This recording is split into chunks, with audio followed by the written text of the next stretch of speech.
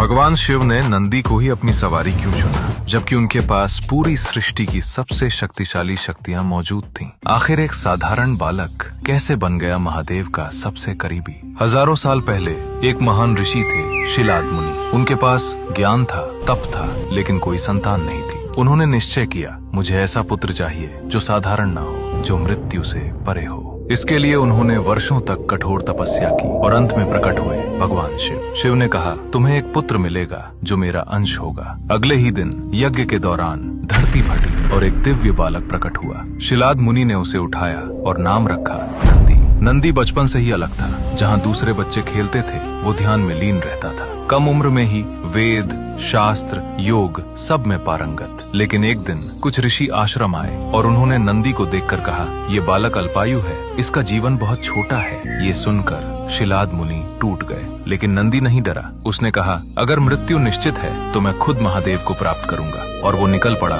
हिमालय की कठोर तपस्या के लिए। सालों तक ठंडी हवाएं, बर्फ, तूफान और सिर्फ एक मंत्र, ओम नमः शिवाय। आखिरकार शिव प्रकट हुए। उन्होंने पूछा, क्या चाहते हो? नंदी ने कहा, मुझे अमरता नहीं चाहिए, मुझे बस आपकी सेवा चाहिए। मैं हमेशा आपके पास रहना चाहता हूँ। यही भक्ति उसे सबसे अलग बनाती है। शिव प्रसन्न हुए और बोले, आज से तुम मेरे गणों के प्रमुख हो, तुम कैलाश के द्वारपाल हो और तुम मेरे सबसे प्रिय, सबसे निकट हो। फिर शिव ने अपना त्रिशूल उठाया और एक दिव्य प्रकाश में नंदी का शरीर बदल गया। वो बन गया एक विशाल, अजय, दिव्य बैल। उसी क्षण नंदी बना भगवान शिव की सवारी। लेकिन उसकी परीक्षा यहीं खत्म नहीं हुई। जब समुद्र मंथन में हलाहल विष निकला, जहाँ देवता भी डर गए, वहीं नंदी आगे बढ़ा और उस विष की बूंदों को अपनी जीभ से रोक लिया। उसे कुछ नहीं हुआ, क्योंकि नंदी सिर्फ वाहन नहीं था, वो शिव की भक्ति और शक्ति का प्रतीक था। इसीलिए शिव ने उसे चुना, शक्ति के लिए नहीं, भक्ति के लिए। और इसलिए आज भी नंदी के कान में बोली गई हर प्रार्थना सीधे शिव तक पहुंचती है।